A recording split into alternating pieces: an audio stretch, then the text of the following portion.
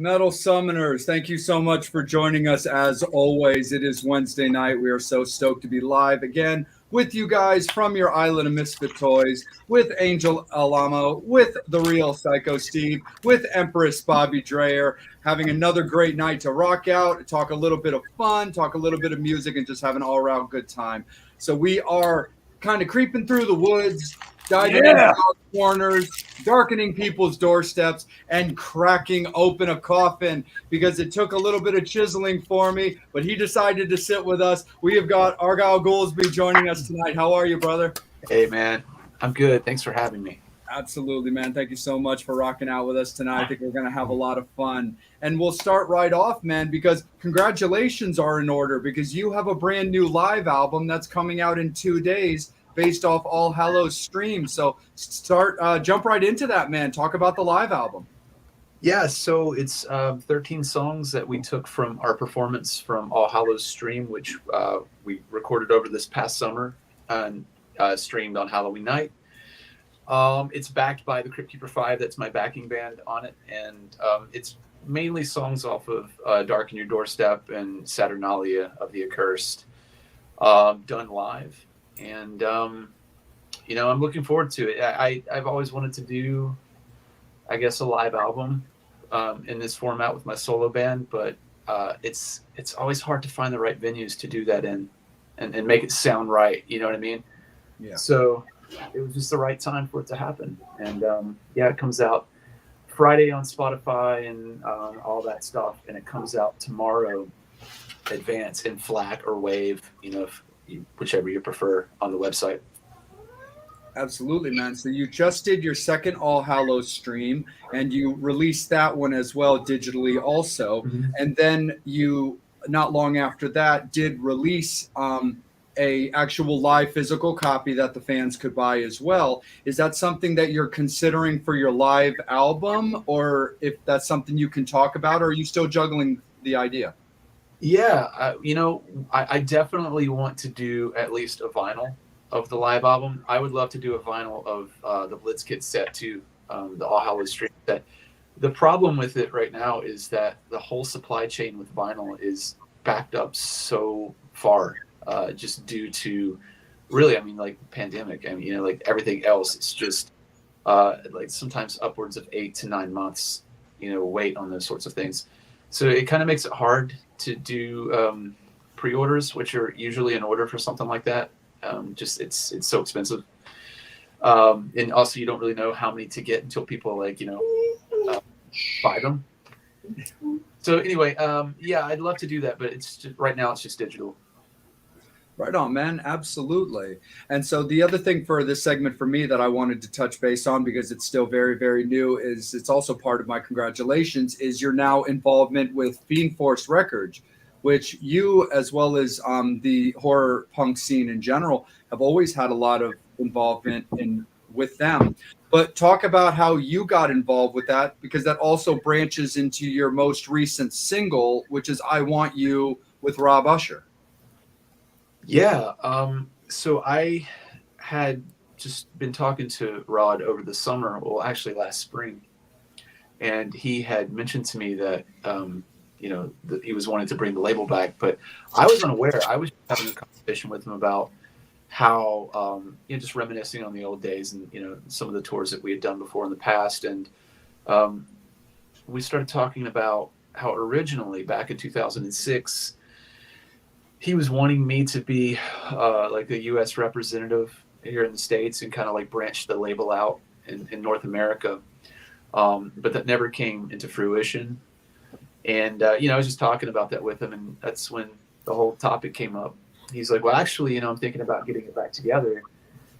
And I was like, well, if that's the case and you still, want to do that, like, what we had talked about so long ago, I'm down. And that's more or less how it came about. I was actually really surprised, pleasantly surprised, obviously. I have a really long history with that label and with Rod and the other and all the bands. So it's nice to actually kind of be on the other side of it now, I guess. You know what I mean? Like to be helping out and to be helping other bands and help put other releases into production other than my own, which is it's fun. I love doing stuff like that. As far as Grand Horror, that kind of came up, along the way too. When we were talking about Fiend Force, it's more or less a project that Torsten and Flo, who is the other partner in Fiend Force Records, he's from a band called Pyogenesis, which ironically enough, I used to ride around with TB in our old Blitzmobile, listening to their early albums on a cassette tape. So it's just funny how it all like comes together, later on. But yeah, it's more or less a project where he and Torsten or Rod are the primary members of that band, and then they kind of like invite other people from different bands and different genres for that matter to come in and do singles, guest spots, and things like that. And it just so happened that my collaboration was the first one that they did. Nice, man. Very, very cool for sure. Yeah, it's fun, and I'm doing a lot of the artwork for the label too. Yeah, I did the artwork for the single "I Want You." I'm doing a lot of the artwork for some of the bands. Like right now, one of the bands, Darker Days, that we work with up in Massachusetts. I did the artwork for their single, and I'm currently right now working on the layout for their full length, which is coming out soon. Awesome, very cool. Because I love what they're doing, because they're actually from where I'm originally from, which is Salem, Massachusetts, and I love what they're doing. I thought Maniac was a great song that they just released. I thought that was super duper cool. So I would love, for something like that. And actually, since we brought them up, before I kick it to the guys, let me just kind of piggyback into a question I was going to ask later anyway. So with All Hallows Stream, the original one, your first annual one 2 years ago, was just Blitzkid. And Right. then you did yourself with the Roving Midnight and the Crypt Keeper 5 as opening bands for Blitzkid. And it kind of got me thinking how kind of cool that was. Again, if it's something you can talk about, have you maybe considered keeping a similar format if you do more live streams, to maybe you bring in somebody like Darker Days, or maybe even a band like Dark Ride, who I'm really into what they're doing, because I think Emilio does a great job with his vision of that. Has that something that maybe you and TV have considered, branching out for some other bands? Absolutely. We've actually had a lot of people asking us if that's something that we've considered doing. So you're not alone in having that question. And it definitely is something that I think that we would like to do. The whole thing kind of happened organically and honestly, more or less by accident, I guess, for lack of a better term, because, after 8.5 years of a hiatus, we were scheduled to go on tour, Blitzkid, to do a reunion tour at the onset of 2020 when all this, shit started. And, obviously everybody's tours got canceled, ours like 2 or 3 times at this point. But initially we thought that we would be back on the road by the fall. I mean, we didn't really have a perspective on, like no one did, really, like of what was going on. So we thought we'll be back on the road by the fall. But at the time that we realized that we wouldn't be, we kind of felt like we wanted to give people something, some type of show, something that would be an event that we could do on Halloween. And that's how the whole concept came about. So we never planned on doing a second one. We thought we would be on the road last fall. We thought that, everything would be over by then. But it wasn't. And when we realized that was the case, we decided to do a second one. And just to kind of make it a different format. You know, I was like, well, maybe I'll do a solo album. As I mentioned, you know, earlier when we were talking, like it's something I always wanted to do. And, you know, the Crypt Keeper 5, great band, awesome friends of ours. They go back like almost 2 decades with us now. And, you know, they're very local to the area that we were filming at. So I was like, if you guys are going to be there backing me, then we got to have you play as well. So everyone loved it, you know, and I think it is something that we want to do. It takes a lot of planning, and that's totally cool.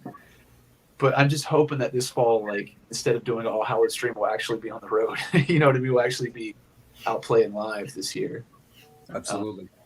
But who knows? Maybe we'll circle back to it and pick up the format again. Something I would definitely like to do.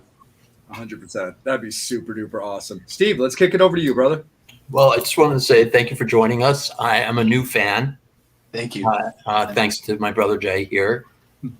He turned me on to your music and your talent. Just the videos is what really drew me in, besides the great music. I was just like, it kind of reminded, we talked about this before we came on the show, like Thriller and then the old school movies all in one. So you have a very old school vibe, and I dig it. So the question I want to know, like, was this something you always wanted to do? And I also have to give a shout out. My youngest little monster, Charlie, is watching. So he told me to tell you, he says hi. All right. So. What's up, Charlie? Yeah, man. I think it is something I always knew I wanted to do.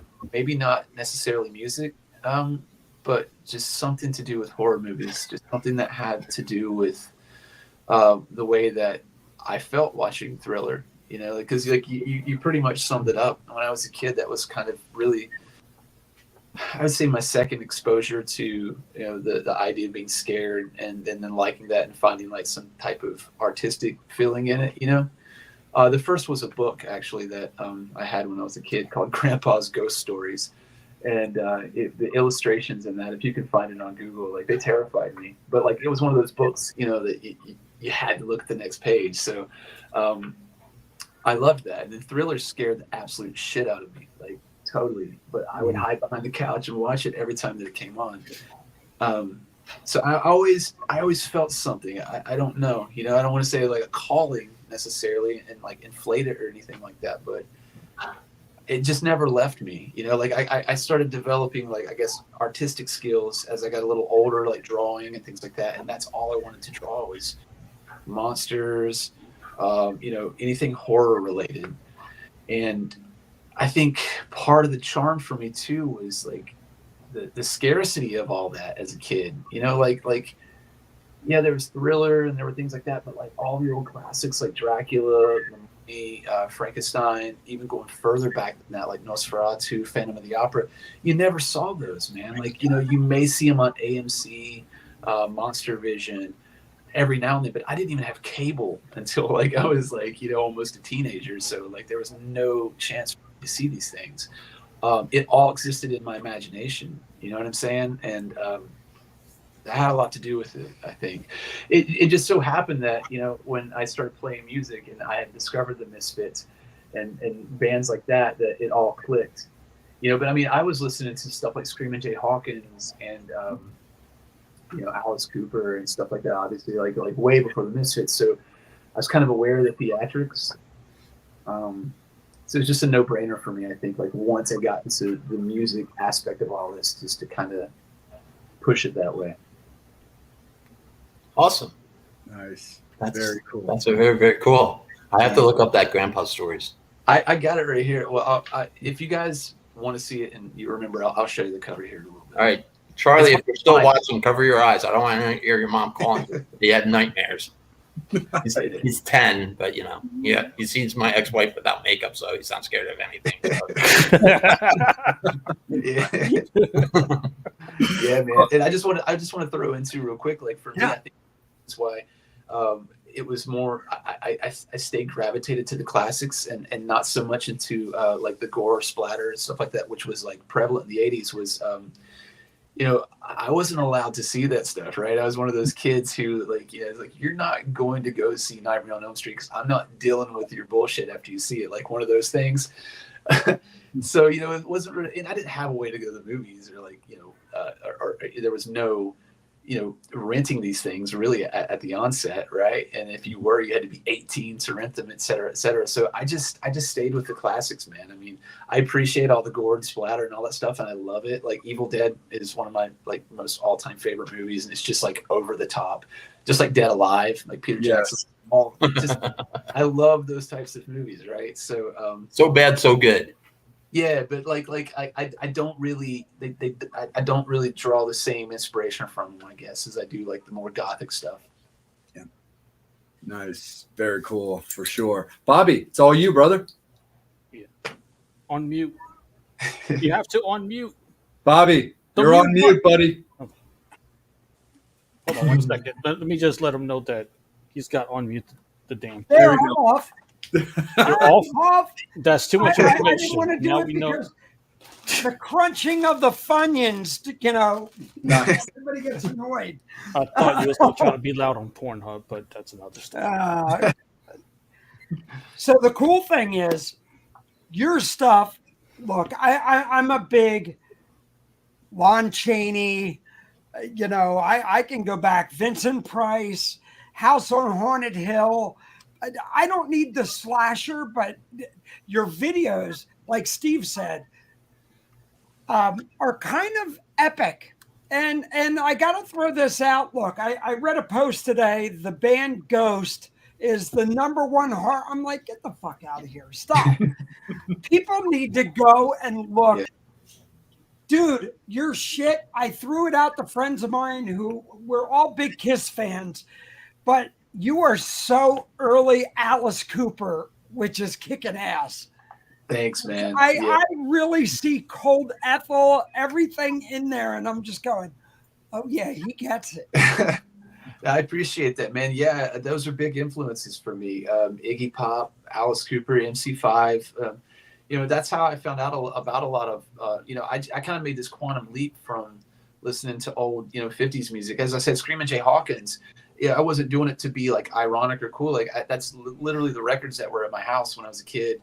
Buddy Holly. I have a Buddy Holly tattoo. I was listening to a lot of that, which is why I think I got into punk rock, is because there's a lot of similarities between like the melodies and just the structures of a lot of those old songs, especially in the Misfits. Like a relevant band to what we're talking about. All of that stuff is very like just sped up, doo-wop, those types of. Kind of like rockabilly kind of thing? Yeah. Like, I grew up in an area like Hassel Atkins. I grew up like a town called Hinton, West Virginia, which was like 2 towns up from me. So, that all that stuff, like Link Ray and the Rayman, he was down in North Carolina. Like all that stuff was like really big. And uncles and aunts and people like that, always, I knew about those bands through them. But yeah, when I discovered punk rock, it was kind of one of those things where I went directly from all this old music straight to like Alice Cooper to MC5, then straight to Minor Threat. You know what I mean? Yeah. What I heard in you guys, and even in your videos, are look, we got a lot of fans on here who are Ghost fans. I watched that. I'm like, oh my God, somebody just posted Ghost is like High School Musical for emo. And that's Brian. But to me, when I was watching your videos, and I posted Jay today, and I'm going, Jay, look, I'm a newbie too. So you broke my horror rock cherry today. It was like, I promise to call you tomorrow. I sat there, and I just kept going. All right, I appreciate that because I have all my Kiss liquor right here. But your videos, I walked out today. I'm at the gym today. I'm going, motherfucker. People got to check this, dude. This is, Thanks, you were Meatloaf bat out of hell. I'm like sitting here going, where is Rundgren? That kind of shit. I appreciate that, man. And I don't take those compliments lightly in any way. I don't strive, to like, and I think that's one thing, like with Blitzkid, people have always said, and even in my own stuff, we tried, but we didn't. Does that make sense? Like we took what we did seriously, but Nim Vin always said it's the best description of blitzkid ever. He goes, blitzkid was like someone taking an aluminum baseball bat to a concrete wall. He's like, that's what you guys were, like, not just in the way that we sounded, but the way we operated. I mean, I look back sometimes just, in conversations with friends and people from other bands, and it's like amazing that we ever accomplished anything, to be honest with you, because we were just very, like you said, like old school about stuff. We never really tried to sound good. We never tried to, I mean, we cared about those things, but we just didn't really, we're just too excited, I guess. Like our first few albums, like I love them, but I hear them now and I go, wow, man, like I can just hear like three dudes that went to a studio with $30 and said, how much can we get done in with this much money? Argyle, I got to put this out though. Look, it's kind of dropping the needle on epic out of hell, and you hear it and you just go, wow. Same thing when I watched your one video today. I kept going, who does shit like this anymore? I'm going, thank God you're doing. And I'm like going, I'm a 58-year-old dude, and you just kicked my ass across the room. Thanks, man. I appreciate it, dude. Really, like, we were talking at the top of the show. I didn't really plan on being a musician. I loved music, and I think it kind of had worked its way into my psyche or whatever, just through being around it growing up. My grandmother was a piano teacher. I never had any formal training or anything like that because I was too busy wanting to play outside and all that. I didn't want to like sit down long enough to learn anything. But it always was in my life and like kind of in my surroundings. I was just into art. I mean, that was my main thing. I went to college. I have a degree in fine arts and a degree in history. Like my whole goal was to go and become like a professor at some point. I wanted to teach. I wanted to be an art teacher in some capacity. And then that turned into a tattoo artist once I got a little bit older. Where'd you go to art school? It was Bluefield College in Bluefield, Virginia. It was like a liberal art school. I got a scholarship to go there. So like I originally it was going to be that or art institutes in San Luis Obispo, but I chose to stay in Bluefield, like where I'm from, primarily because I didn't really want to leave my friends at the time. And then a year later, I met TB. And, like blitzkid started. So it worked out, I guess. Nice. Well, one thing that you were talking about, Ghouls, when you were talking about listening back on your early albums and stuff like that, is I believe it's also actually written in your liner notes. I'm trying to remember where I either read it or heard it, whether it was an early interview you did, but I think it's actually written in the liner notes about Anatomy of Reanimation, where you had said, like, we redid these songs because we wanted to redo them as how you would hear them live, because it was something along the lines of like, the records weren't quite transitioning to how you guys are live, where it's, more punchy and harder and a little more aggressive. But you could probably say that about a lot of bands in general, because they're always going to have that more kind of snarl to their live show and stuff like that. But is that kind of like accurate when it came to Anatomy of Reanimation with recording those early albums? Well, early songs off of albums? I think that's pretty accurate. Yeah.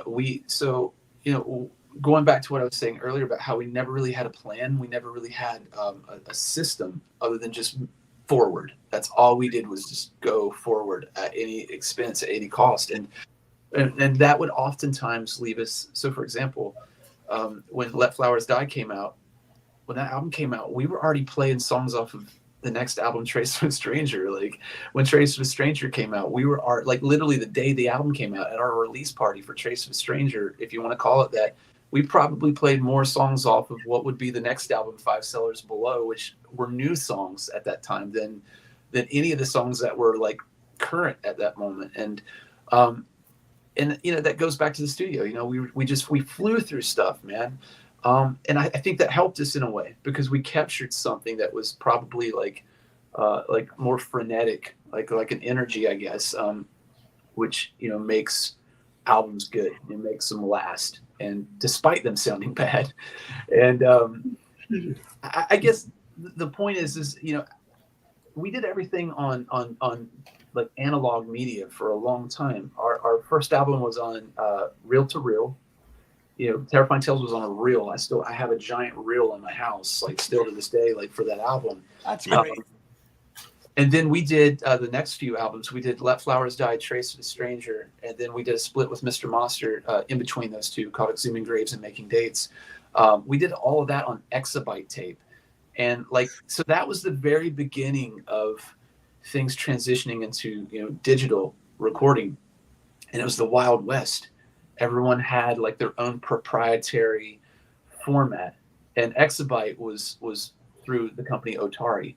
So the guy who did our albums used exclusively that, and they have their own hard drive, their own monitor, their own you have to have those systems to record off of it. So we did our albums on that, right? And then that just went the way of the dinosaur, and no one used those anymore. And our next thing that we did was on ADAT. So here we are. It wasn't as easy as just going back and changing things like it is now. But how this relates to anatomy is Five Cellars Below is a turning point for us. That was our first digital album, the first time we recorded fully and wholly digitally. And we were just amazed after having experienced what we did with all these analog limitations, what we could do. And that's why we started busting out so many other instruments. And I think it opened up our songwriting. A lot of those songs became what they were in the studio once we realized what options we had available to us. And it was a real creative album for us. Nice. But we were learning it, right? And we were learning recording in general. I mean, we're only on our 5th album. And then everything kind of, I don't want to say took off, but we got picked up with Fiend Force, and they picked up that album. We started touring more, and we started realizing eyes were on it and ears were on it. And, part of us was conscious of that. We were like, oh man, we got to make sure this next album sounds a little bit better. This is when we started trying to rein ourselves in, as opposed to how we were earlier, to a degree. Nice. And we were just talking about it. We were like, it's a shame that we didn't take our time on those earlier albums. Let's do Anatomy. Let's re-record. Let's do all these songs maybe the way that we would do them live.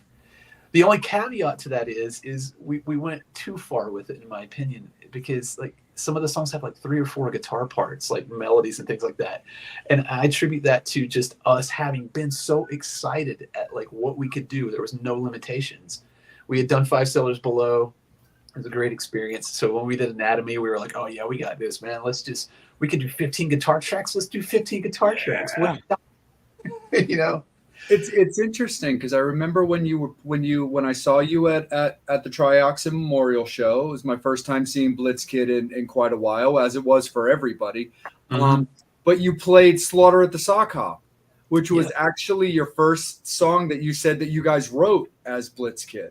Mm-hmm. And I found that kind of interesting because, I mean, as just an enthusiast of your work and as a guy who has all of your records, I found it kind of interesting. I'm like, wow, Slaughter at the Sock Hop was the first song that they ever wrote. They didn't even put that on an album till their 3rd record.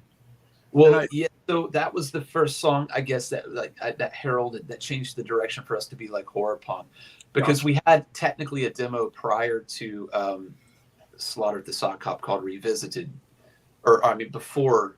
So it was on Traceofastranger was the first album we put it on, the first studio album. But the first thing that it appeared on was an EP that we put out, which was essentially a demo called Revisited, and that came out in 1999. It was a 4-song demo, but it actually had come out before that as well. There was another demo called Songs for the Aesthetically Challenged. Oh yeah, you put it out on iTunes years later, and essentially that was the first. That was the impetus of blitzkid. That was okay. This is what blitzkid is. But if you listen to that album, it's a lot of kind of skate punk and very queers, Screeching Weasel, subject matter, sounds, progressions and things like that. But Slaughter at the Sock Hop was the first song, was the only song on that demo that kind of had that theme, that whole horror punk theme. And that was kind of what led to Revisited being all horror punk, right? So that was, I would say it's technically our first song, really, because that's the one that really set the bar for everything. Oh, right on, man. Very cool, man. Awesome. Angel, let's kick it up to you, brother, and let's kick it up to the fans. I got a lot of questions. Okay. Oh, let me get right to Brian. He has a really cool question. What's your advice to horror punk bands? In all honesty, it's like 10 nationals and the same local openers that's here in Baltimore, Philly, where there's actually a decent horror punk Yeah. scene. So, what's your advice to horror punk bands? So I think my advice to horror punk bands is the same advice that I guess I would give to any bands, and that's the same advice as I would take for myself, and that's just to love what you do and do what you love. I mean, as cheesy and as cliche as that sounds, that's how you move forward, right? Like if the problems come in terms of a band and anything in life, I think when you're trying to create a situation rather than just like you're trying to create an end to the means. It's that whole like it's the journey, not the destination sort of thing. It kind of applies in this because for me, a band is a learning experience about yourself, about I think what he's trying to say is, how do you separate yourself? How do you make yourself original? like stand out. Be like, yeah, like be an Alice Cooper. Be Well, you know, I think that really like it kind of goes back to what I was saying in a way. Like I know that's general, but I feel like it's hard to stand out, right? Like it is, especially like now. Like when we started, especially bands way before us, it was a lot easier because there's a lot more noise now. You know, there's a lot more platforms. Everyone's vying for attention. There's just so much stuff happening. It's really hard to cut through all that. But I think just like tenacity, really, like if you can stick through it and stick around, I mean, you'll eventually someone will pick up on it if you believe in it and you love it. But I think more directly, like to answer your question, like a little more specifically, it's important to.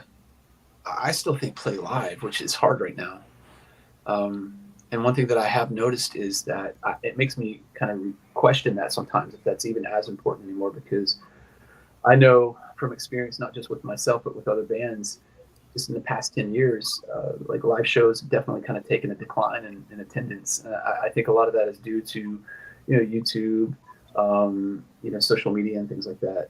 And I'm not here to rant on social media and stuff like that. It's not what I mean. It's just, it makes it a little harder. It's more challenging. You know what I'm saying? To like really cut through.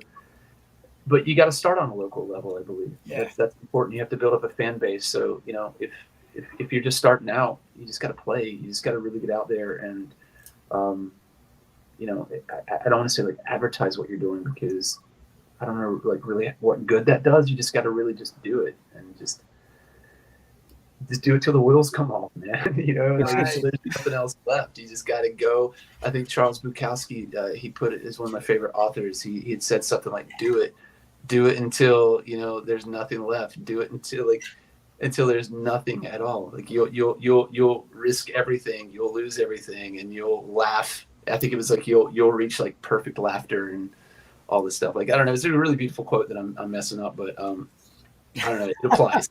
It applies somehow. So, right on. Gonna go to Matt Porter. He wants to know the videos and presentations is so theoretical. How do you decide when to be in character?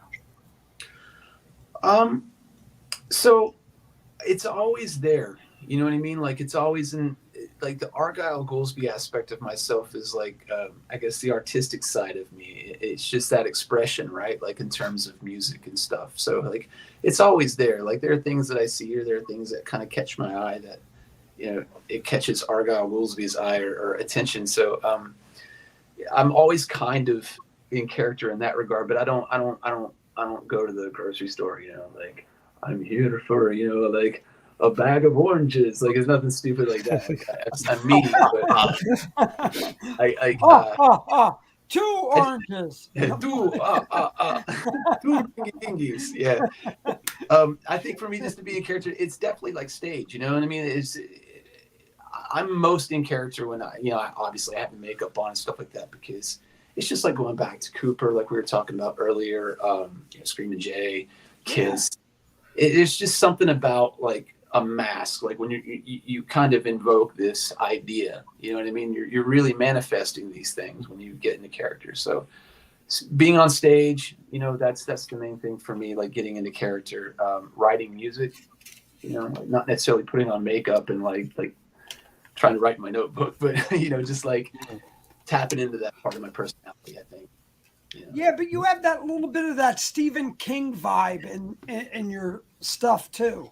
You know, I Thank you. kept watching it and really seeing a little bit of Carrie and Misery and Christine. There's things in there that your videos, and Matt brought it up.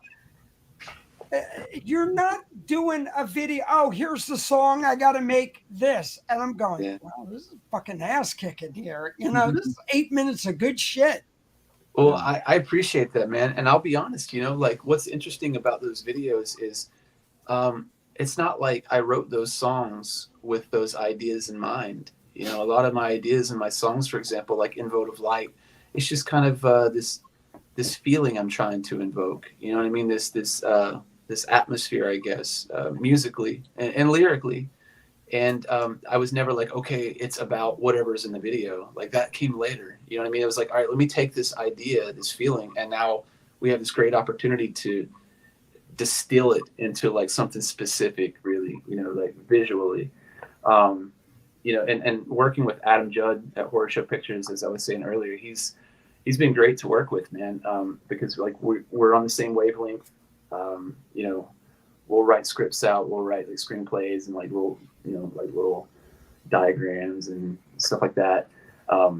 So yeah, he's very like theatrical in terms of like the way he approaches a lot of his work, like his film work and things like that. So it's been great, you know. And also Paul Acker, you know, a good friend of mine from Pennsylvania, the tattoo artist. You know, I don't want to leave him out of this either. You know, he came to see us play. I think it was at, I forgot where it was in Philly. It was a couple, you know, years prior to, you know, the album coming out. But like, he'd even said like, if you ever want to do a video, I'd love to do one, because he dabbles and all that stuff too. And that's how Ghost Light Waltz came about, that song. It's loosely based on the Carnival of Souls. And I told him like, you know, here's the idea I have.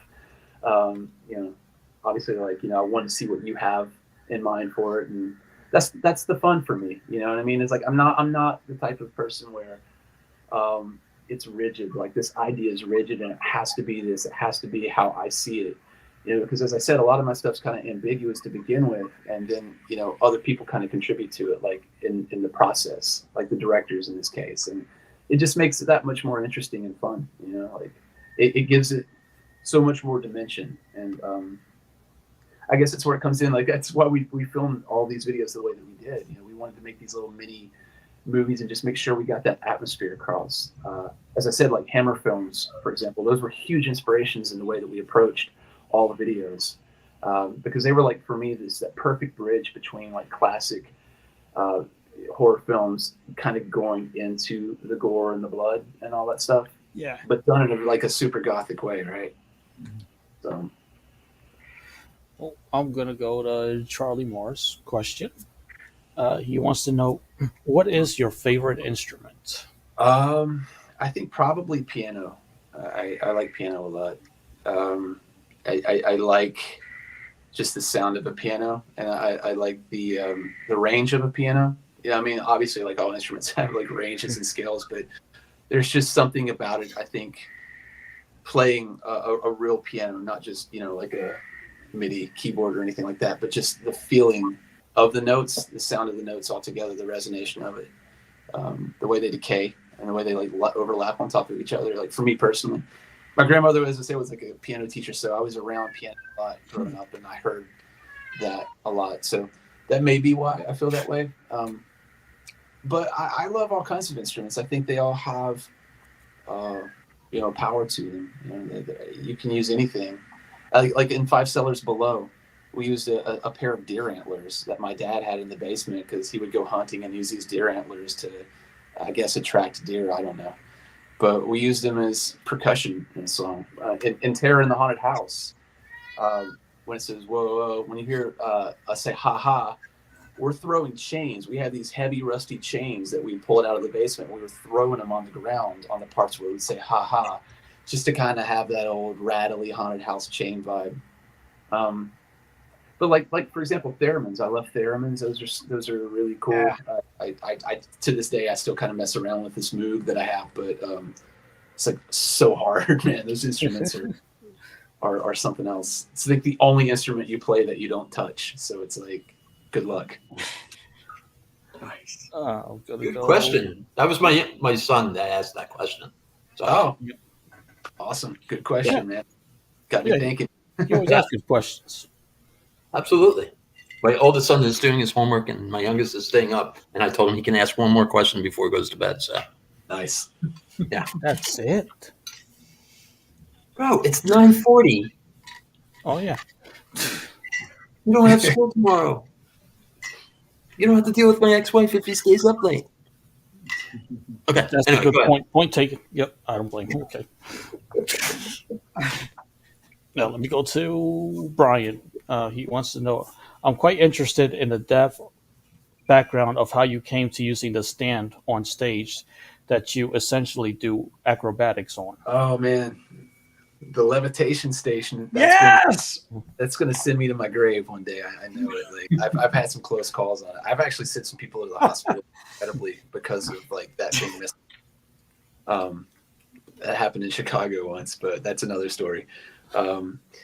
I don't know if you guys are you aware of what they mean by the stand? Like I know in the video I didn't. I've seen the videos and just some of the clips, but I don't understand what the hell this levitation thing is. So It's so awesome. You've seen me use it live, right? Yeah. Oh, hell yeah.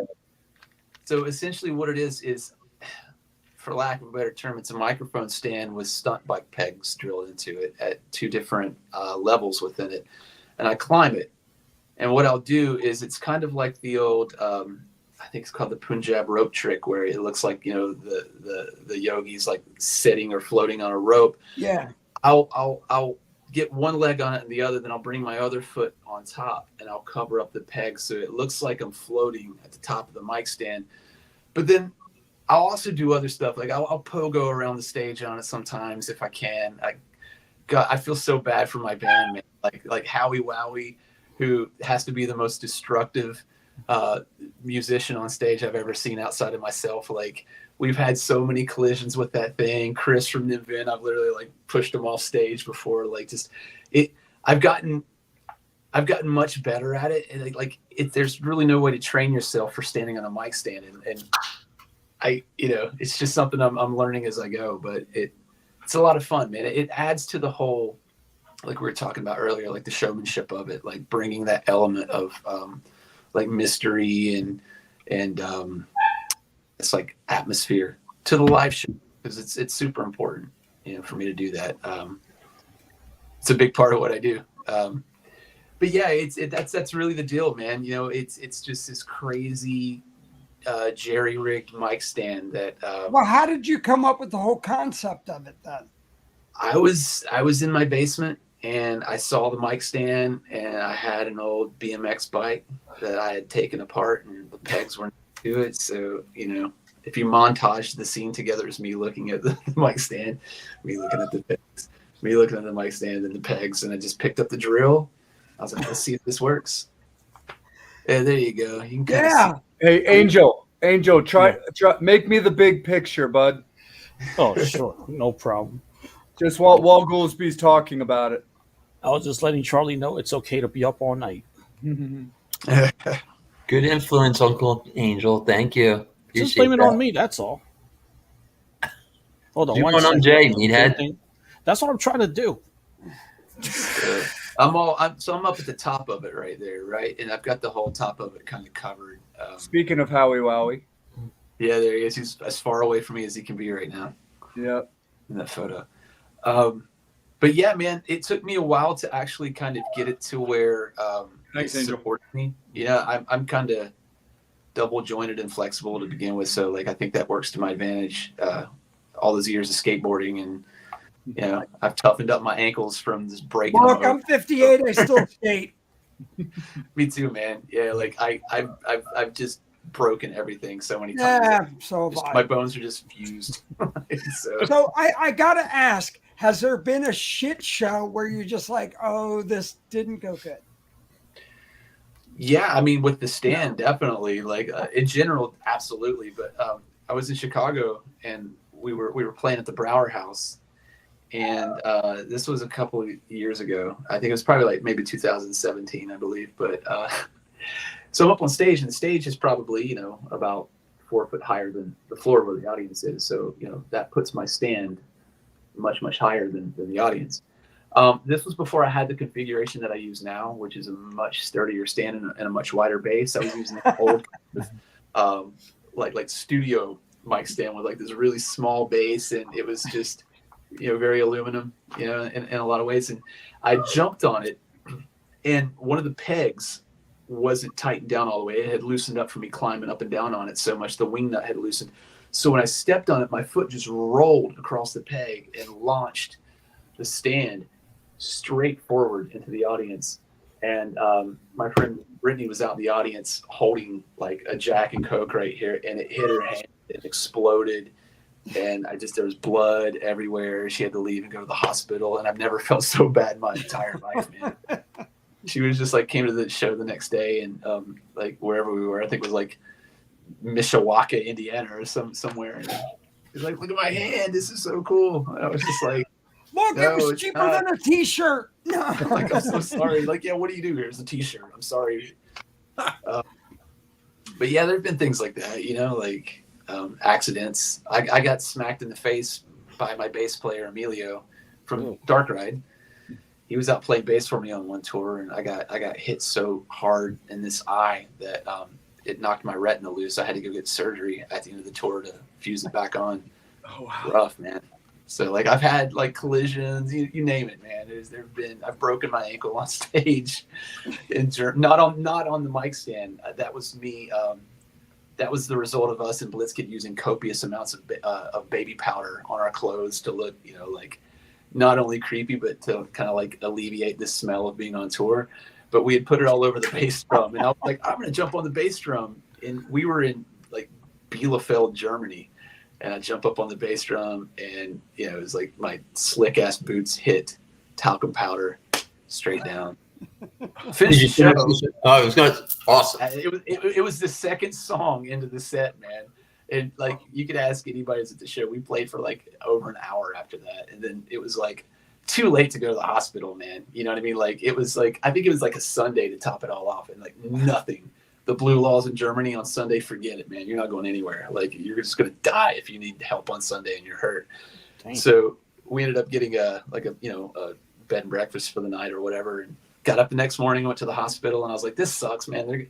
This is gonna take every bit. We're gonna come home broke from this, like going to the hospital, x-rays, all that stuff. And they were so nice, man. They did all of it for like $150. And they even gave me like hot cocoa and like put me in a wheelchair and rolled me out to the car, and everything was done. And I was like, this is amazing, man. Like, why can't I? Like, Damn, that's awesome. That's crazy, dude. I actually have felt the wrath of your mic stand before. Did I hit you with it too? Yeah, not the levitation stand. This was years ago. This was like 10 years ago. You were playing a small, now dead shithole club in Baltimore on the Apparitional tour. And I think the sound team was honestly Ghouls. I think they were just doing you dirty, and I think you were just getting frustrated.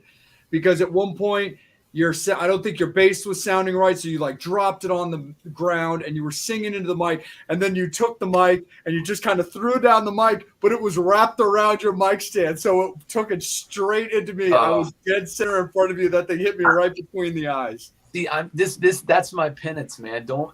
This is why I've gotten so beat up over the last 10 years of playing music. It's because of things like this that I don't even know that I did. It's the universe paying me back, man. So if we go to your show, wear a hockey helmet. Well, dude, it was all good, dude. I saw you after the set. Everything was fine. You signed my set list. I bought some merch, and I mean, it's all good, dude. Because I was a fan before that show. I'm still a fan now, dude. Those things just kind of happen. Well, that's the thing, man. I appreciate that. I really do. Because not trying to get punk rock cred by saying these things because it sounds so cliche, but that's how we did it, man. We were, like I said, we blazed through places, through ourselves, everything, man. Like people would always say, "What's your favorite part about going on tour?" I'm like, making it home alive, man. Like what else? But like, like for us, like for me, like I love like the Clash, and what I love about the Clash, and I've said this in interviews before, is they're the kind of band where they could play any style of music impeccably. Like if you listen to Sandinista, there's like gospel songs on there. You're like, these are this is like Bringing in the Sheaves, like, and it's a punk rock band doing it. But they were still one of those bands that made you feel like they could break your nose if you got too close to them. Yeah. No matter what they were doing. You know what I mean? And like it's just that energy, man. That whole anthem, I think that attracted me and kept me involved in punk rock. Because like straight up, dude, as I said, I came from like the stock of Cooper, MC5, but like I know this is called the Metal Summit. I have a lot of history in metal, man. I mean, my stuff's a little more specific, and like I like what I like. Like I love like Old Dio, obviously, right? I love King Diamond, whom I saw in Philly a few years ago, which was awesome. But I love stuff like Saxon, like Princess of the Night, shit like that. Absolutely. You know what I mean? Manila Road. I don't know if you ever listened to them. Yeah. Necropolis, like stuff like that. Like I love that stuff. But so we're just all over the place, man. We're a mess. But I was gonna say, that show, was that at Sonar? Was that the name of it? Yes, that was exactly the show. Dude, you know what, man? That was the night, and we've talked about this on interviews before. Like, so you can verify this. Yeah. So fill me in, Ghouls. What's in your head? So after that show, we walked outside, and there was like a block party happening. Yeah. I don't know what was going on, man, but there was like 500 fucking people in the alley back there outside the Sonar. Straight up, man. No exaggeration. There's at least 500 people walking around the alley. I don't know if there was another level to that club or if there was a club adjacent to it. What was going on? There was an area called Bourbon Street that was like on the other side of this kind of road parking lot area. Yeah. But Sonar itself has another place called Talking Head inside as well. And even after Sonar went down, it reopened as a hip hop club called Paparazzi. So I think they might have already started dabbling in it around the time of your show. Hey, so what happened was, when we left that night and we were loading out, we had to wheel through. It was like Walking Dead, man. No joke. It was like they were filming like an episode of Walking Dead. There were people everywhere, and we had to go. It wasn't like our van was conveniently right by the door. We kind of were, parked, however far away from the door. But we had to go through the alley, and there's no way to get through. And we finally get everything through. Like, we're just like beating our way through everyone. And, a lot of people were kind of, partying, whatever, maybe a little sauced up. And we were like, let's just get out of here. Let's just go. Right. And we get in the van, and we had a giant box truck at the time. Like, it was like a 9-foot tall box truck and like 22 foot long that we converted into like a tour wagon. And we couldn't go anywhere. And like, we were like beeping the horn, flashing the lights, doing everything we could to go. And we straight up just hit the gas. I'm pretty sure we ran over about 3 people that night. Like, I probably shouldn't implicate myself to this crime, but like, we did. I'm pretty sure we ran over at least 2 people that night. That's crazy. Maybe more. I'm pretty sure. I don't think they died, but like, no, I think Steve was driving. Yeah, they moved. It's all dope. And we had people screaming. That's how we know we hit people, because they were like, rah, rah, rah, and they were like holding on to the back of the van, because our van had a step bumper on the back, so people were holding on to it. And like, we literally took the corner with people on our van, and we're like trying to shake them off and stuff. That's crazy. Because it was that was the first. It was UTB. Sorry. I was just going to say, it was UTB, Nathan, and Rico. Yeah, that was our first, I want to say first or second night of the Apparitional tour. I'm pretty sure. Damn. So you're the one that hit me. It's my fault. I'm responsible, man. No, I told him to. See? But no, yeah, I know that area. I know what you're talking about, and I know the crazy crowds of like that area. Damn, dude, that's fucking crazy, man. Yeah, I feel bad about that. But Angel, let me kick it back up to you, man, for a couple of other fan segments, because I want to take it a different direction after this. Okay, question from Lisa wants to know, I noticed you created the coffins as props in the videos. Could you elaborate on that? So the coffins in the videos, you're probably referring to the video Ghost Light Waltz. Those are actually guitar amps Those were made originally for the guys in the Crypt Keeper 5. They had them way back in, I'd say like the late 90s, early 2000s, when they were still kind of being a horror punk band. They've since kind of moved on, I guess, like in terms of style from that, but they were using those live. So at the time that I started the Roving Midnight, the solo act, and was talking to Johnny and the guys about, being a band for me, the guitar player Jimmy was actually selling them. So it just made like perfect sense for me to pick those up from them. And they kind of wanted to keep them within, like, I guess, like the circle, the group, like kind of like, they felt better knowing I had them than just like them ending up, I don't know where else, like God knows where else. So that's kind of how that happened, they're fully loaded, man. I mean, like the speakers in them, they're like old vintage Celestion greenbacks. They're like really nice speakers. The problem with them is they weigh about 250 pounds each. And it's like lumbering those things into the van every night. Like it's it goes back to what I said earlier. You gotta want to do it, right? You just gotta go for it, man. You gotta take 500 pounds worth of coffins with you if that's what you do. So that's kind of the whole story with that. And Brian wants to know, very interesting question, where do you find the boots and the pants that you performed on the 2018 tour? Okay. I'm trying to think. I believe it's probably my pinstripe pants. So like what I'll do, you're asking about character earlier. I've been doing this as long as I've been doing blitzkid. So it's not necessarily like, people see like you're saying earlier, like Ghost, like Papa will like do this version. But the bands have done that for a long time. There've been like iterations of bands, like Kiss has done it. Like it's been like one of those things, and that's kind of no different for me. And I don't think like everybody's trying to copy each other. I think it's one of those things where like, just as a musician, if you're into theatrical stuff, it's just a part of it, right? Like you want to have that versatility to where like, like your sound, you can adapt it, you can evolve, and it's the same with like your appearance. And I started out, I kind of had like two primary, at this point I have two primary like characters, at least in terms of like garb and dress. One is like in the video, The Uninvited, where it's like more like I like fur and leather and all that stuff. And then there's the one that I think the question was referring to, that's more like the Mr. Babadook. I think those might be the pants he's talking about, and the boots. Yeah.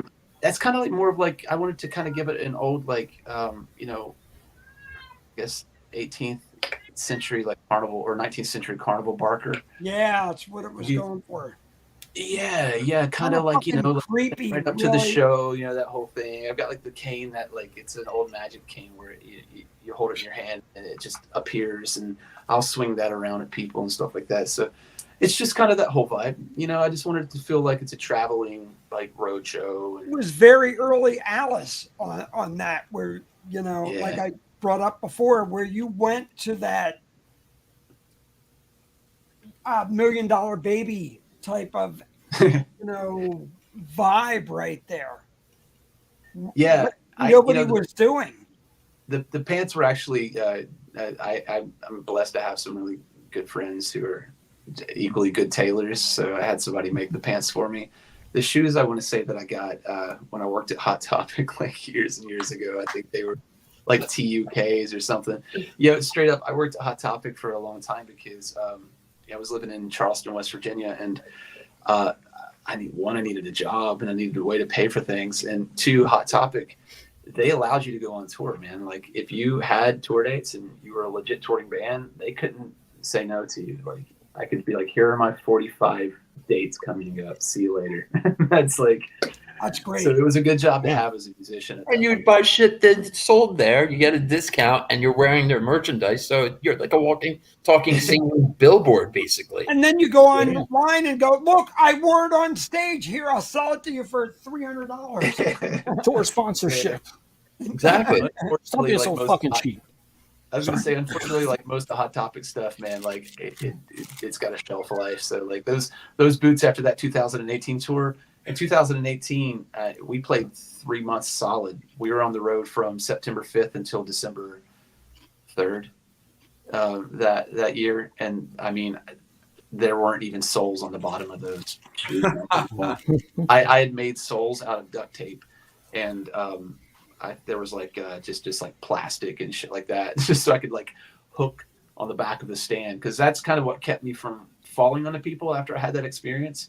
One, I made sure the pegs were tightened down, and having boots with heels on it really helps because I can kind of lock them in behind, keep me in place. Jay, do you have your war wound from that show? I told you it hit me right. He hit me right between the eyes, but there was no war wound. I wasn't bleeding or anything. It just kind of knocked me loopy and kind of blurred my vision for a little while. And I think your guitar tech, your bass tech, saw it happen because it knocked me right on my ass.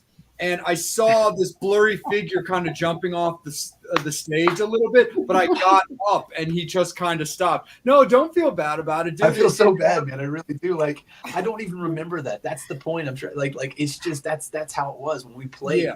No, it's just totally. Like, and like I said, dude, honestly, Ghouls, I really think the soundboard or the acoustics or whatever, I really think was doing you dirty that night, because there were a few times, like multiple times, that you would just take off your bass and just drop it on the ground and just be like, what the fuck? So I think it was one of those shows where like the soundboard or the acoustics or whatever was fucking with your happiness a little bit too. But I know you didn't take aim at the crowd. You know, no. I was like, I know that would never be a thing. It was just one of those things where it was just like, fuck. But because it's wrapped around the cord, like it just, like straight down front. Damn cables, man. Exactly, for sure. The bane of my existence. 100%, definitely. Angel, like, is there any? Fucker Jay Oakley is in the stage. Trying to get on stage. Yeah. Poor Jay. I saw Jay get poked with a drumstick at a Kick and Valentina show. No, seriously. I start thinking I've got like a magnet going or something. Yeah, I got poked first. Exactly. Let me get to the two-part question from Lisa. She wants to know, at what age did you become a musician, and also how many instruments do you play? So I guess I technically became a musician when I joined Blitzkid. I would say that was my first band. It's the first time I ever played a show. It's the first time I'd ever played in tandem with other people. So yeah, I mean, bass, was definitely like my first instrument, I guess, in terms of what I do.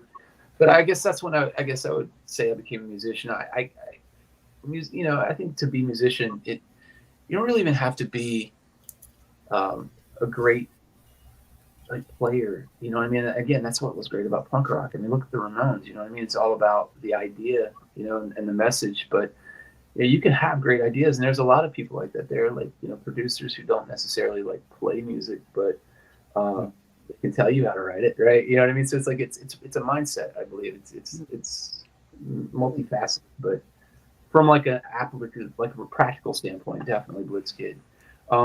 Other instruments I play, and again, everything I play is just, I don't know if there's theory behind what I do. I really don't. I play what sounds right. I make up chords all the time, but like guitar, keyboard. I have a set of bagpipes that I started playing when I was like 21 years old. I've got an accordion, just stuff like that. I have a sitar, but I have no idea what to do with it. I got it because when I was about 18, 19 years old, I'd been mowing my mother's boss's grass from the time I was 14 until I was like, well into like the end of my teenage years. And I never really got paid for it. And he was from India. So he brought me back a sitar one time. And I was like, this is awesome. I literally have no idea what to do with this because there's like 9,000 strings on this thing. But we have used it. We used it on Anatomyofreanimation in the song As the Rope Bridge Sways. Like, just as a nice, again, like, I don't know if I'm playing it right, but like I make it work for what I'm doing. So. And I think that's about it. That's probably one of the instruments. As far as writing songs, are you the only one that writes the song, or do you and the band collaborate? Yeah, so for all the stuff that I do, like in the Roving Midnight or my solo band, it's me. It's primarily me. You know, I'll like when we did Darken Your Doorstep. You know, like Loki from you know, like from originally from Mr. Monster, right? He was playing guitar on that alongside Johnny, and I was just sitting over there like, because I can't shred on guitar, right? So I was just like doing the whittly thing. I was like, all right, good, let's go diddly diddly diddly diddly diddly diddly. He's like, all right. So yeah, like, but then he would be like, well, what? I think instead of going diddly diddly do, I should go diddly diddly da, because then I can go to this next note a lot easier. So I'm not afraid to take direction from people who like know what they're doing or who are better than I am and more proficient at their instruments. But just from, I guess, the ground up, it's me. You know, I write all this stuff. In blitzkid, you know, it's a different story. It's myself and TB. We both write. So, and the way that generally works is, at least historically, is he'd call me up and be like, hey man, I wrote a song, come over. And I'd go over and then, like, you know, add something to it. And then, you know, he would sing it because it was his song. And then I would do the same thing. I'd call him up, hey, I'm going to come over and show you this song. And then he would do stuff. And so we were both kind of songwriters, but it would always start with whoever was singing generally wrote the song. Oh, nice. Very, very cool, man, for sure. Angel, do me a favor. Make me the big screen one more time, because I want to show Goolsby this picture. Because Brian, who's done a bunch of who's asked a bunch of questions to you and was asking about the stand, he took your photography at Sparta Inn on the NIM Vid tour with you and Goolsby and Michael, and he really wanted me to show you this picture because he loved how it came out. That's on. That was at the West Virginia show, I believe. No, that was a Sparta Inn in Dundalk, Maryland. Oh, yeah. Okay. So he really wanted you to see that picture, if I'm doing it semi-justice, because he really loved how that one came out. It's a lot of just balancing and just, you know, just trying to not fall off that thing, you know what I mean? It's always like pushing my limits on it too, but it's that, again, it's fun. I love that stuff, you know. It's like, it's a challenge. I don't ever want to get bored doing what I do, and I think that's why I keep doing what I do. Is, you know, you just got to keep challenging yourself, pushing yourself, and you know, just discovery. And that's what music is, right? I mean, at least for me, being a musician, it's not just about trying to create an idea that you want people to like understand or like whatever. For me, it's about like just a personal journey too. Like, you know, like, what am I capable of? Like, what are my limitations? And you know, as you go along through life, you know, different things inspire you, and you pick all these things up and you add it to your repertoire. And it's nice, you know. It's kind of cool to see, like, you know, how things change and evolve, you know, as you go along through life. Absolutely, for sure. And even the old songs.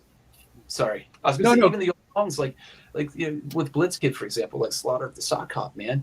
I mean, you know, I've played that song 9,000 times, but I'm never tired of it, right? Because like I'm a different person every time I play it. Yeah. You know what I mean? Absolutely. You might get tired of it on the tour, but like, you know, after like playing it 30 times in a row, but I'm never tired of what I write. Absolutely, man, for sure. So, fans, I want to let you guys know that it is last call for alcohol when it comes to questions for Goolsby. We've got him on a little bit of limited time, and we're going to respect his schedule. But we do have a couple spins around real quick, Gools. If you have a couple more minutes with us, that'd be awesome. Yeah. I can hang around. As I was saying, like, I'm not a hard 10 cutoff. It's my niece's birthday tonight, so I was going to kind of. Mine was yesterday. Absolutely. Yeah, so kind of, you know, go catch up with her for a little bit, but like, 100%. No, absolutely. We'll always respect that. So we'll bang a couple more things at you right quick, and then we'll definitely let you, because the fact of the matter is family first for sure. So no problem, man.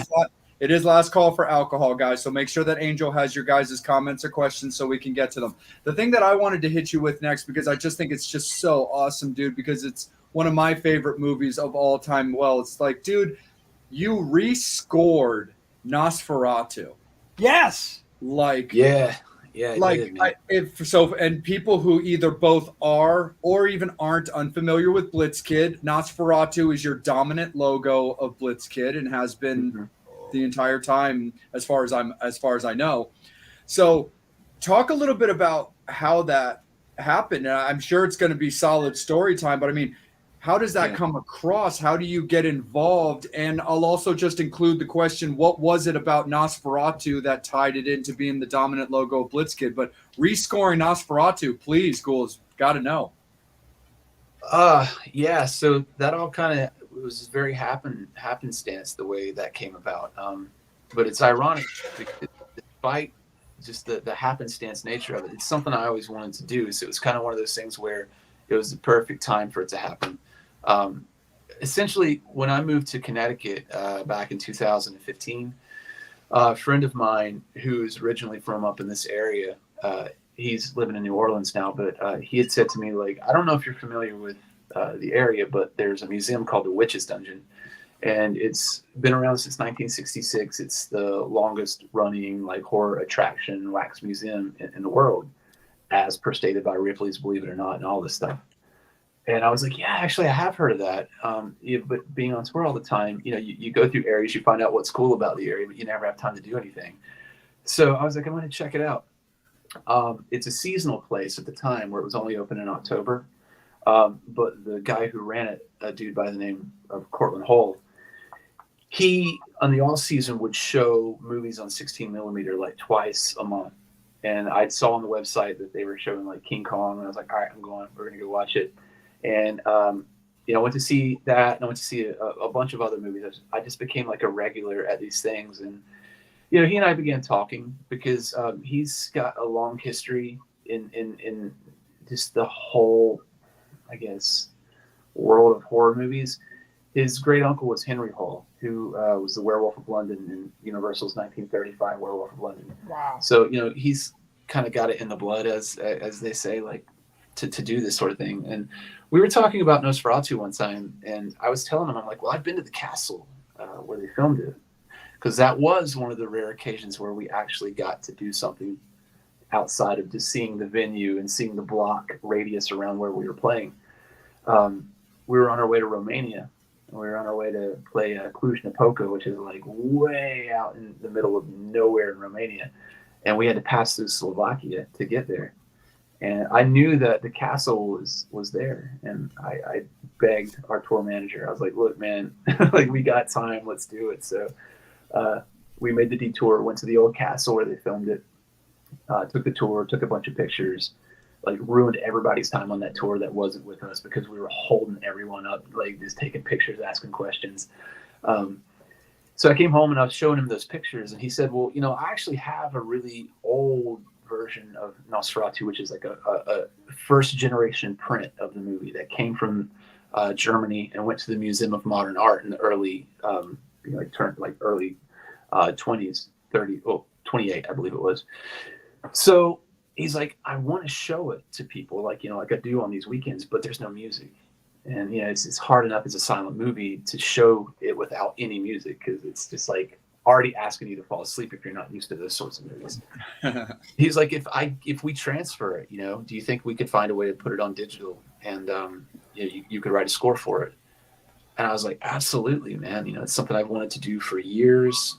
This is perfect. So we got a hold of Adam, who did all of my music videos that we were talking about earlier, and he flew in and helped us do the transfer of the reel to digital. And I just got to work, dude. I just sat down and started kind of just trying to write a score for the first time ever to happen to be my favorite movie of all time, right? I was like, this is like no pressure at all. Like no pressure. And yeah, it as far as the process, man, I can't really say like I had a plan or a structure. I just started writing. Sure. Like, just, I don't know what I'm doing, but like, I hope it comes out nice.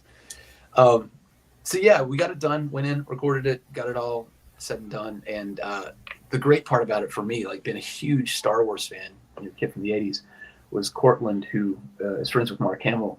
He's like, I was talking to Mark about it and telling him what we were doing, and he wants to do an intro for it. And I was like, are you kidding me? It was like fucking Luke Skywalker.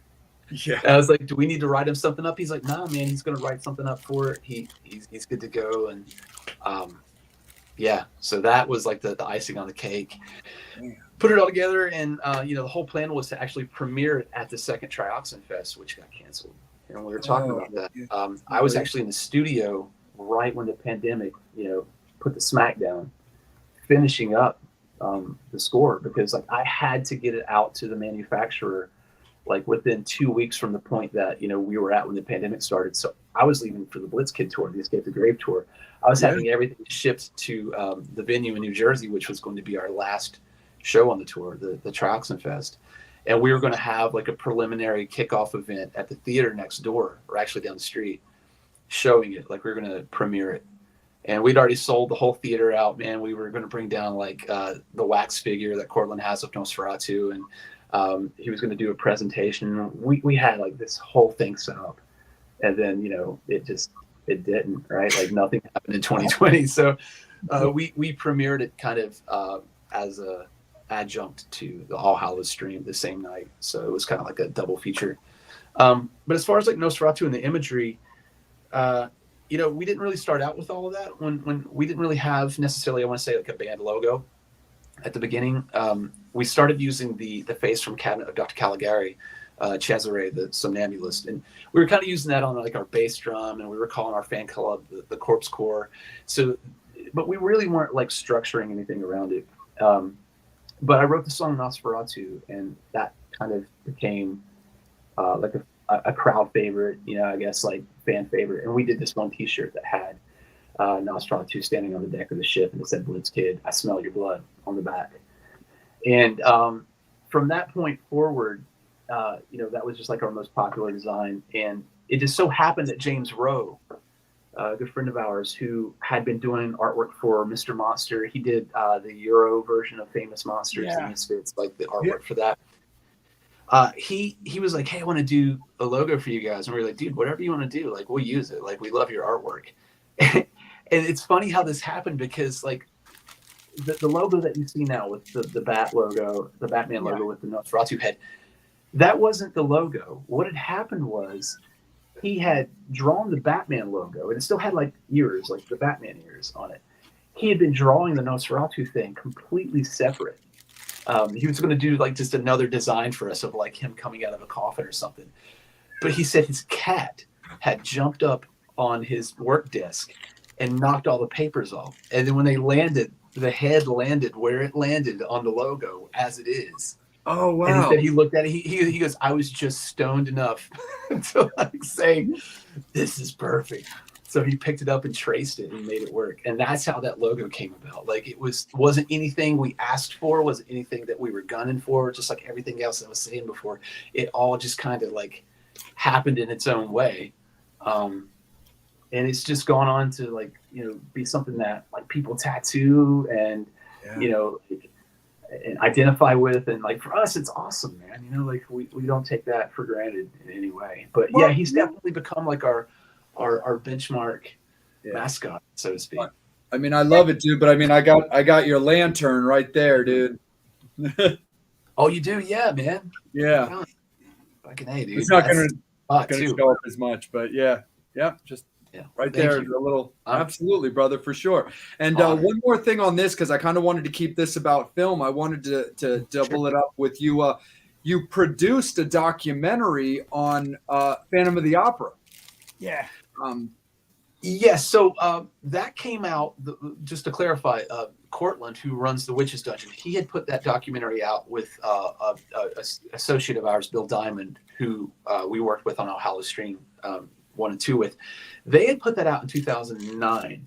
And what had happened was, they got interviews with Carla Limley. It was one of her last interviews, which was Carla Limley, the head of Universal at the time Phantom of the Opera was filmed. She was in Dracula. She was actually the first speaking line when she's like, "The Borgo Pass" at the very beginning. That's her. So he's got interviews with her, Hugh Pinero from the Broadway Phantom, all this stuff, like just so much research into this. But what had happened was he had only put so many copies out. So in a couple of years ago, whenever I did the production of it, I helped him get together, all of his stuff, like new footage, supplementary stuff that wasn't on the old thing, put that all together in a package and produced it. You know what I mean? I manufactured it and did it under the banner of A Corpse with No Name, and kind of invested in it, you know what I mean? And produced it in that regard. But Yeah, it's a great documentary. It's on the website. It's on the store. You know, I have about actually like 50 more copies left. If anybody's interested, you can check it out. 57. I'm just waiting for the email that says it's shipped. Oh, actually, hold on. I want to show you something. Okay. Just so you know, I got a bunch of stuff going out this week, but let's see, where are you? Oh, cool. You're hilarious. Which one's Yeah, I won't show that? you, Is that the but there you masking are. of the masterpiece? Nice. My man. I got you. No, Thank I got you, bro. I'm like, because you had already sent out a couple of T-shirts I had ordered recently too, so those should be coming in anytime. The lights on. Jay, Yeah, was that the oh, masking of the master? The one you were What's up? talking about? Sorry, Bobby. One more time, bud. His website for the. Yeah, A Corpse with No Name. Yeah, so But it's the abbreviation, though, right, Ghouls? yeah, it's acwnnprod.com. So essentially, A Corpse with No Name, acronymed prod.com. But the store, it's acwnnstore.com. Yeah. So it's unmasking the masterpiece is what Jay just. Yes. Yeah, Phantom of the Opera, Unmasking the Masterpiece, and then the Nosferatu DVDs on there as well. And we actually, Cortland and I and Bill Diamond are right now working on another production we're going to start in the next 2 months. So how come all the blitzkids ones are sold out? They went quick, man. Look, I'm on there now. I'm pimping you out, and I'm like, I'm trying to. Jay outdid me, so I'm buying two. I'm buying 2 DVDs at the moment. Yeah, like we're really. I mean, that's the thing, man. Like we're super lucky in that regard. Like when we did the first All Hallows stream, that's the thing is we had to we have to limit it at a certain degree. Like we don't have just like funds to have like 1,000 vinyls in production, right? So like.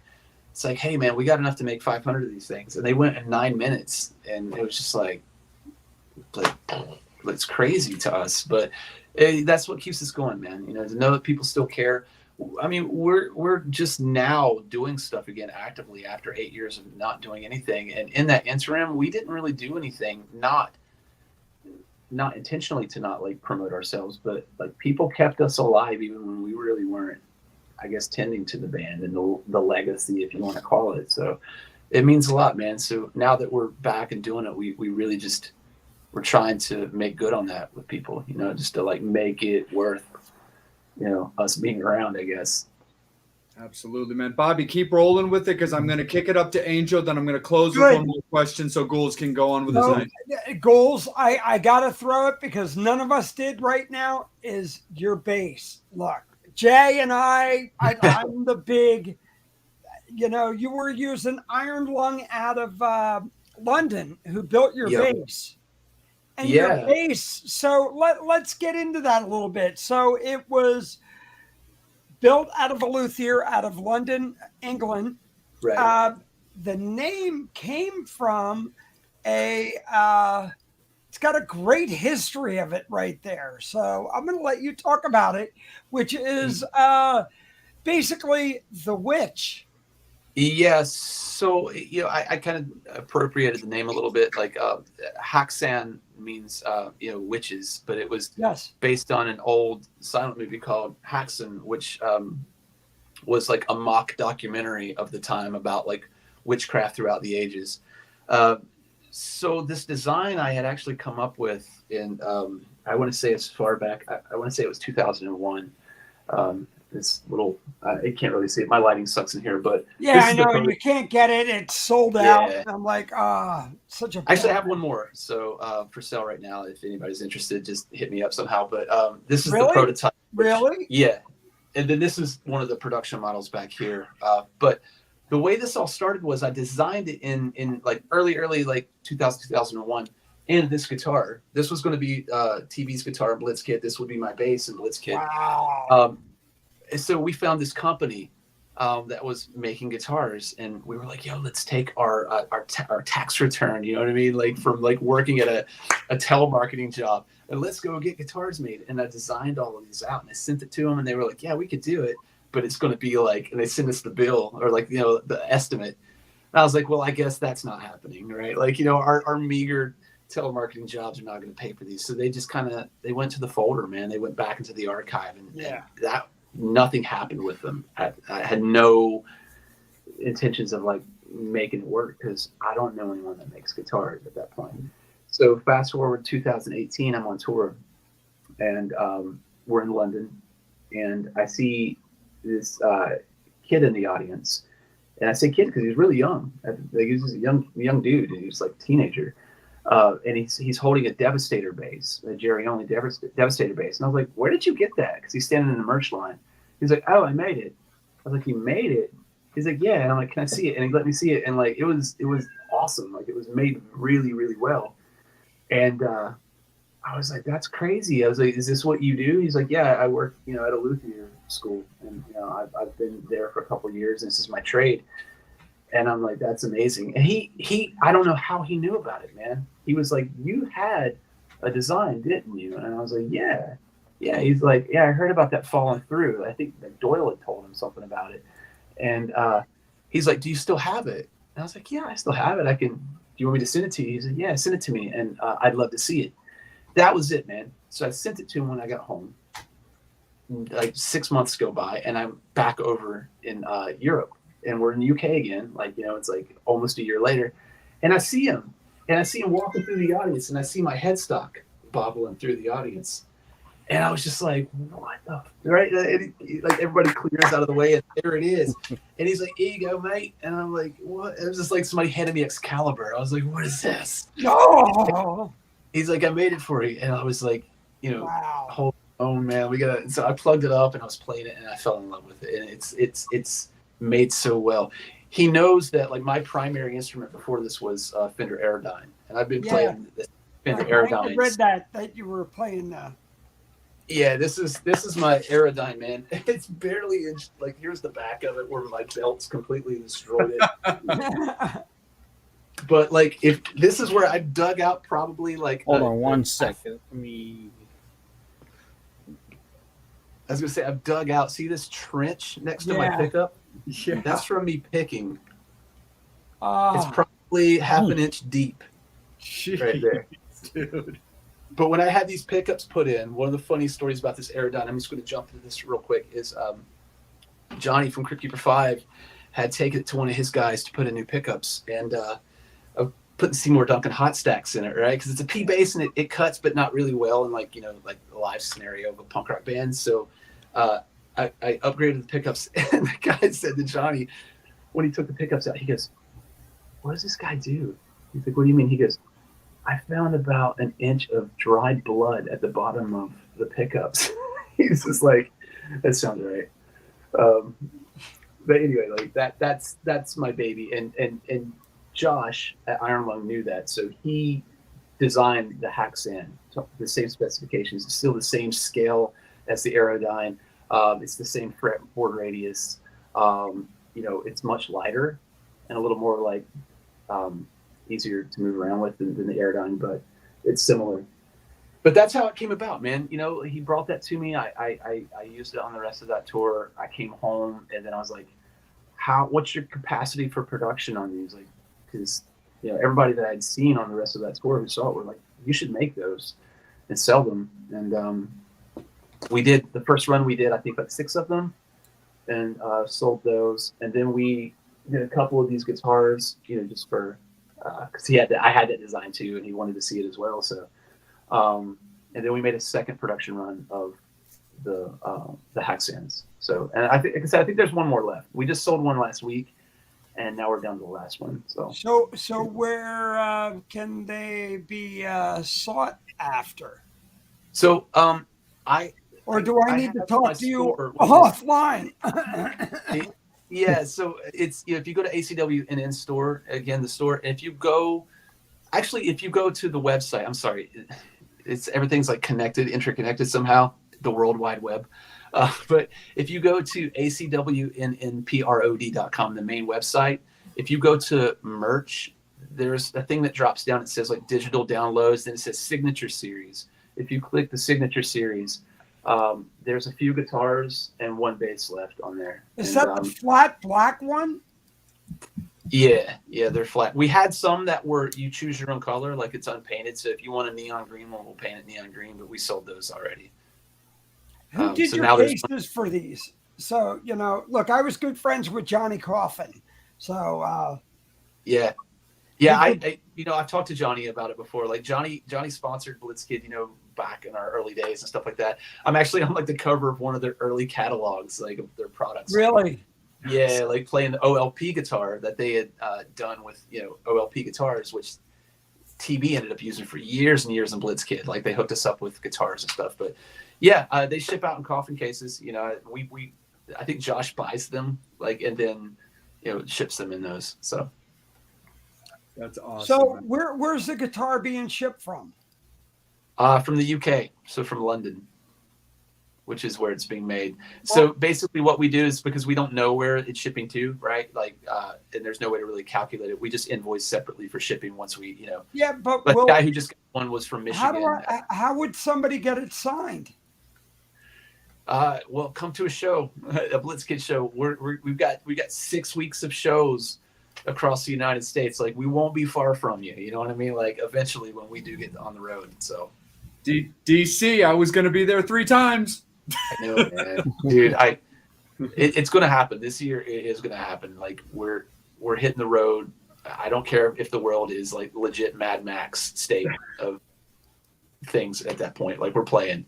Oh, yeah. I don't care how many people we got to run over. We're playing. Like it's happening. So absolutely. Angel, up to you real quick, bud. Okay, just want to commend Charlie for staying up longer than his dad, Steve. We love Charlie. Yes. Was. You stayed up longer than he did. That's awesome. Yeah. So he wants to know, what's your least favorite instrument? The kazoo. Kazoo. He's 10 years old. So. My least favorite instrument. I don't know if it's like such a cop out to say like I don't think I have one, but anything's an instrument. You know what I mean? Like not to be all like esoteric, but like you can make music out of anything, right? I mean, so I don't know if I have a least favorite, because it's all kind of it's all the same. They're all tools of music, of expression. So like I don't think I can but there's nothing that really grates my ears when I listen to it, like music like that. I can't think of an instrument that I hate. You know what I mean? I don't hear like a harp and like that sucks. Like I like it all in I like some instruments as long as they're in context, right? You know what I mean? It's like anything else. Like I'm sure, I don't know, I've heard like a kazoo and like a misfits. It might not be my favorite. Triangle. What is it? A jaw harp. Well, it's another word. Yeah, right? Yeah, exactly. Oh my God! Like my dad plays noise. banjo, right? Like so, like the only I will say that like I play banjo a little bit too. Like I should have mentioned that. Like not really like great at it because I'm left-handed and I play right-handed, so I've always had that handicap in terms of like rhythm in my right hand. It's like my rhythm's more in my left hand, so like I'm like finger independence and things like that. It's tricky for me, and the banjo is just straight up like the whole time. And you're using I'm ambidextrous. It's like cheating on yourself. Yeah, totally, man. Totally. Angel, Brian wants to know, the Beatles or Elvis? Buddy Holly. No. Yes. Yeah. I mean, between the two, Elvis. I think I go further back with that, which I don't know. I'll be honest with you. Like, there's very few bands that I hate. You know what I mean? That I'm like, I hate. That's like a strong word. I don't get it. Some music, right? But like, it's all wavelengths. You know what I mean? It's like I might one day. Who knows? Depending on where I'm at. But the Beatles have just never really like hit me, man. It's never been. I don't hate them. I've seen a lot of cool Beatles stuff. I've been to like all the sites in Liverpool, and it's great to see. But like, I don't know what any of it means. I'll be honest with you, like straight up. for sure. Is the Well, the tour that was Yeah. canceled, will that tour be rescheduled? Yeah, it definitely is.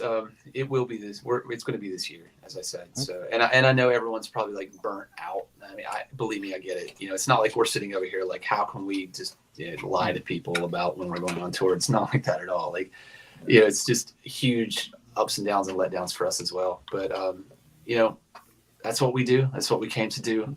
We'll be out there. So it is going to be rescheduled. And if you have tickets, you know, they'll all be honored. People ask us a lot too. I just want to throw this out there and take the opportunity is sometimes people ask like, do I get a refund on my ticket? You know, what's happening? I got a refund. Some people say, oh, I got a refund. I don't want a refund. Sometimes the promoters just don't want to hold the money. Yeah. They just don't want to hold on to it that long. So they just refund it. When the tickets go on sale, just buy them again. Gotcha. Right on. And Candy wants to know your favorite Ghost tune. Ghost sucks, Candy. You got to be careful, Bobby. That's Candy's band, man. Oh my God, they're horrible. I like them, for the record. Oh. So. Anyway, God, that's like Bobby, you're on detention again.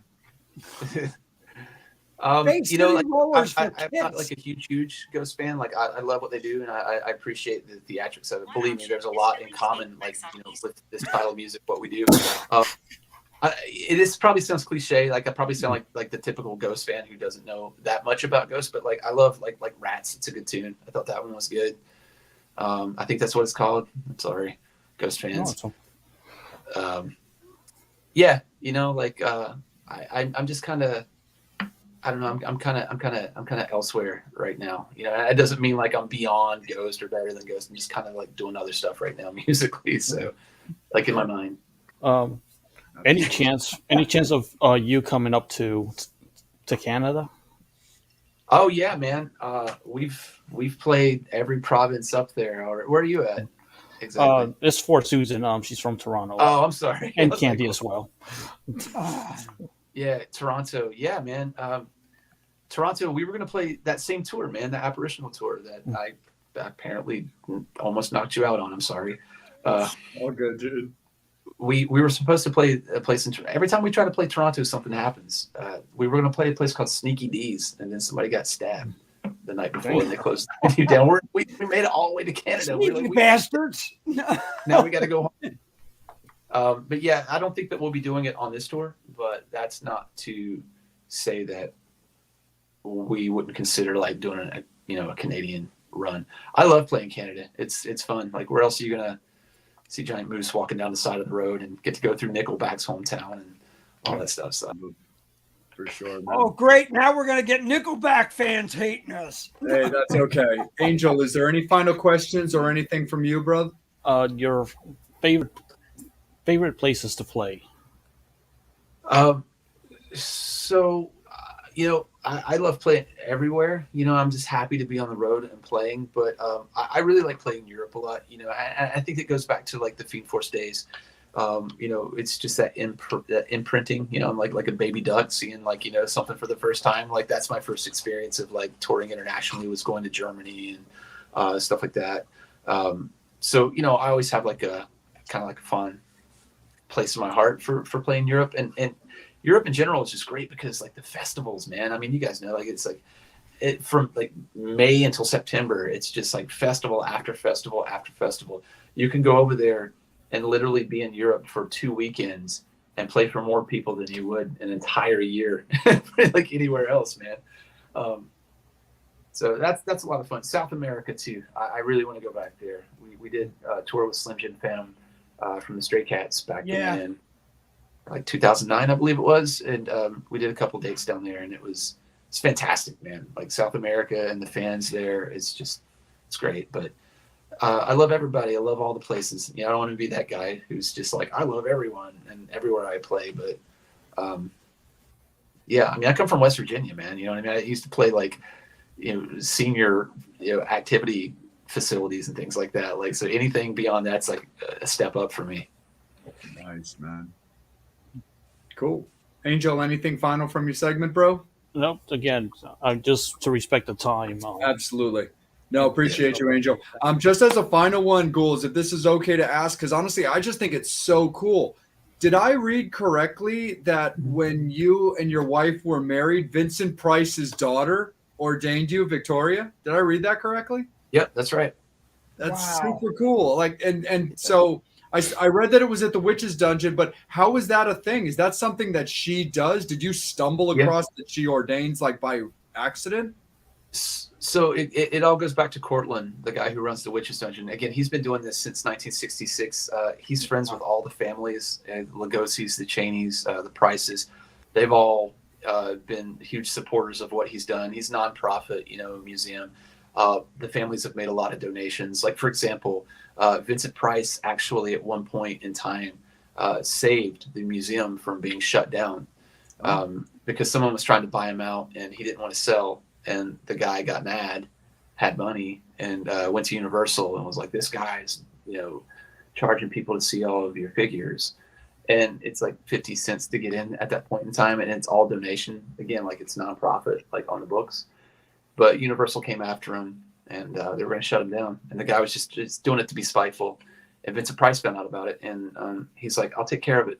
And he actually went on a press campaign across the United States, radio shows, all these things, and was just like basically shaming Universal for what they were doing. And Universal was like getting a lot of bad press for it. And they were like, what is it going to take to stop this? Because he was getting ready to go on Entertainment Tonight and talk about it. And he's like, I just want to do what I do. And just like I'm just trying to honor the memory of these people in these movies. And so Vincent Price, again, that's how close he was to a lot of these people and the families. They donated like costumes from, the movies. Like one of Vincent Price's costumes from House of Wax is on the House of Wax figure that we have.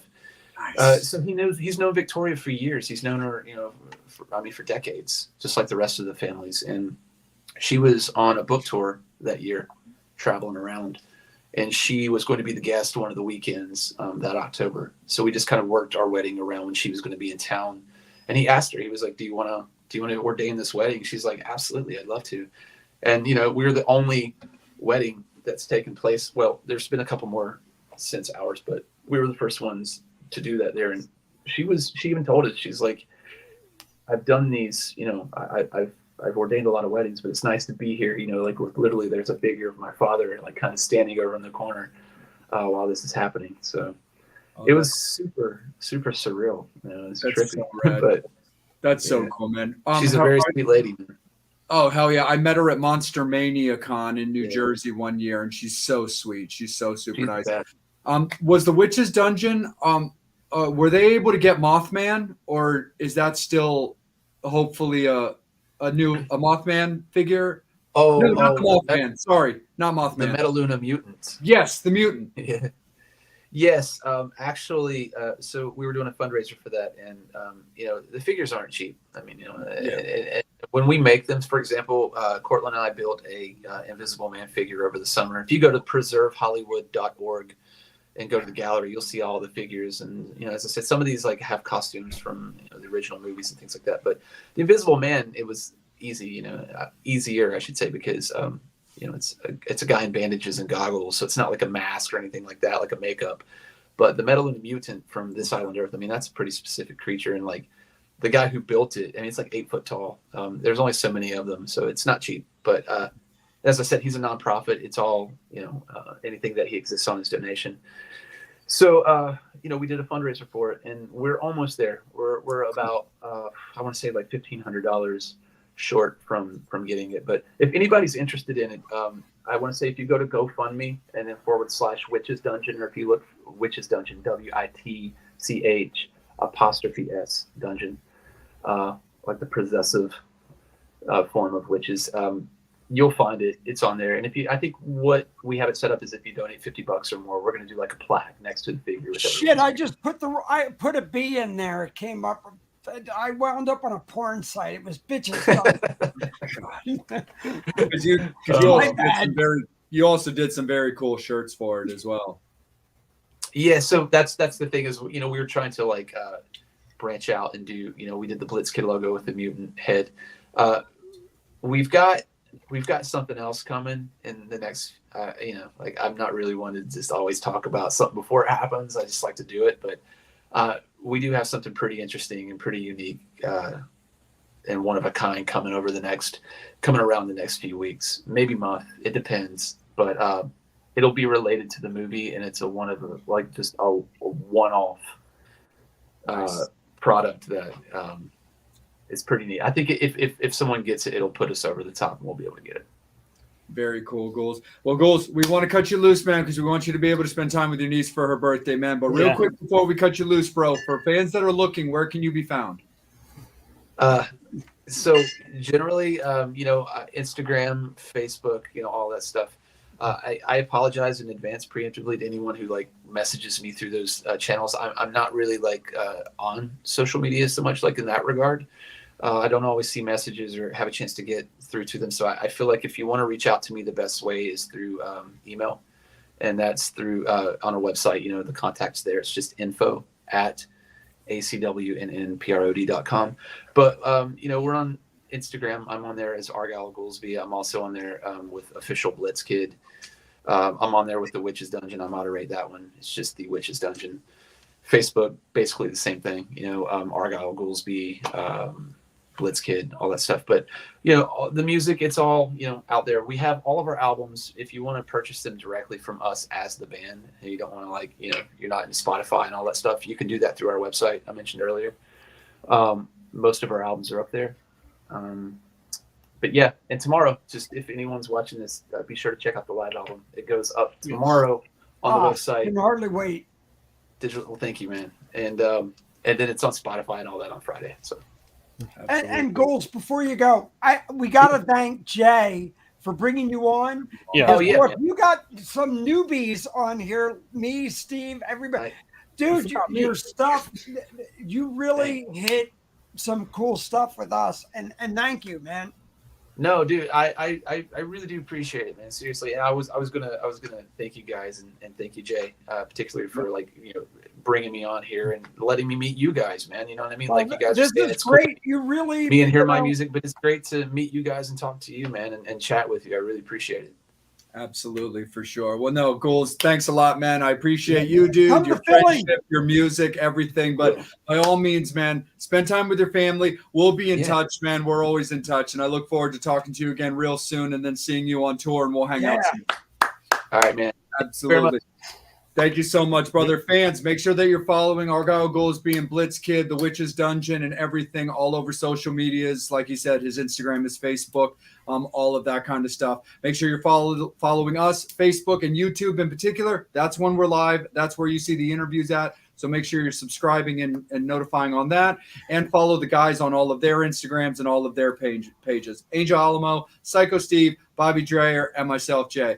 Thank you guys all so much. Guest announcement on Friday for next Wednesday's episode. On behalf of the Metal Summit, again, on behalf of Angel, Bobby, Steve, and myself, again, we thank you and thank Argyle Goolsby for spending his evening with us. Support him. The new live album, Eternal Live, comes out tomorrow and also on the rest of the platforms on Friday. And go and check it out. Thank you very much again, Goolsby. Enjoy the rest of your evening. Dude. Fans, we love you guys. We'll see you man. next week. As always, you've been watching the Metal Summit. Yeah. Goodbye.